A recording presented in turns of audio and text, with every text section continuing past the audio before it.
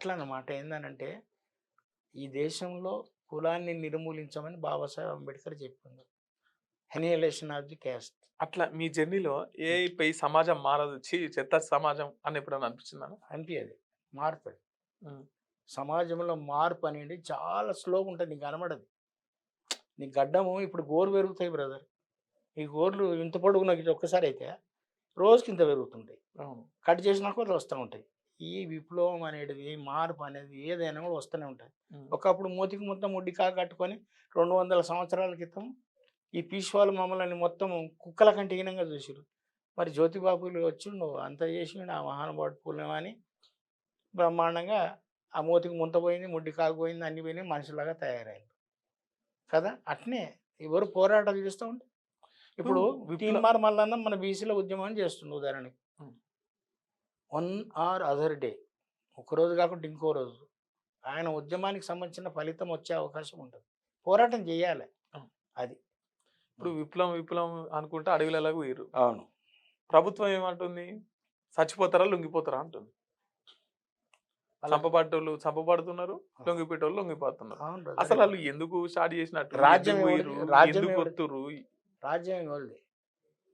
చంపేటోళ్ళది రాజ్యం కదా! అవును. ఒకటో వాళ్ళకి వేసినాం మనం. వాళ్ళకేసినాయి కదా! మరి సిగ్గుశరం ఉండాలి కదా మనకు. మనోళ్ళకు కాంశీరామ్ లాగా ఏమన్నాడంటే కాంశీరాము, హ్మ్. నువ్వు బాబాసాహెబ్ అంబేద్కర్ వచ్చినటువంటి ఓటుకు గొప్ప ఒక బుల్లెట్ కంటే బ్యాలెట్ కంటే బలమైనటువంటి బుల్లెట్ కంటే బలమైన ఆయుధం బ్యాలెట్. బ్యాలెట్. అవును. బ్యాలెట్ బ్యాలెట్ తోటి మీరు రాజ్యం తెచ్చుకోవచ్చు అన్నాడు. వాళ్ళకు అప్పటిదాకా వాళ్ళకి చెప్పిన వాళ్ళు ఇప్పుడు చెప్తారు అంబేద్కర్ గురించి. వాళ్ళు హ్మ్. చెప్తూ వామపక్షాలు ఇప్పుడు ఒప్పుకుంటారు అంబేద్కర్ని. ఒకప్పుడు ఈయన దేశద్రోహిలాగా చూపెట్టినటువంటి వాళ్ళే ఈ వామపక్షాల వాళ్ళు. హ్మ్. ఇప్పుడు అంబేద్కర్ గురించి మీరు అంబేద్కర్ ఉద్యమంలోకి రండి, జనజీవితంలోకి రండి. ఆళ్ళు ఒప్పుకోరు కదా అంబేద్కర్‌ని. బూటకపు రాజ్యాంగం అంటారు కదా! బూటకపు రాజ్యాంగం అంటే మీరు కూడా బూటకం వెనకమంటలు పోతూనే ఉంటారు. మరి ఏం చేస్తాం? హ్మ్. ఆ!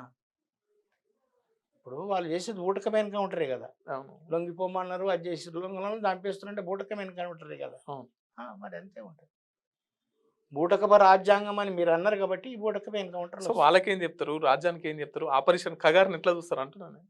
ఆ ఖగార్ అనేది ఇప్పుడు నీకు పూర్వకాలం అంటేనంటే ఈ వేదాలు, ఈ శాస్త్రాలు పుట్టేటప్పుడు నీకు ఒక సంఘటన జరిగింది బ్రదర్. ఏంది? సర్పయాగం అని జరిగింది. హ్మ్. సర్పయాగం అంటే ఏంటి తెలుసా? తెలీదు. పాములను చంపడం కాదు. హ్మ్. నాగజాతికి అంటేనంటే నాగజాతి అనేది మన ఈశాన్య రాష్ట్రాల నుంచి కొంచెం ఈ బార్డర్‌లో లెక్కుంటది. వాళ్ళు చాలా తెలివిమంతులు. ఇప్పుడు మీరు చైనా వాళ్ళని తీసుకోండి. ఆ! అట్లాగే మీకు చెంగిస్ ఖాన్ తీసుకోండి. వీళ్ళంతా నాగజాతికి సంబంధించి. వీళ్ళు చాలా శౌర్యవంతులు.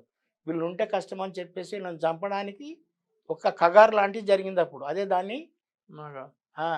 ఏమన్నారు? సర్పయాగం పేరుతోటి సర్పయాగం. చంపిర్రు.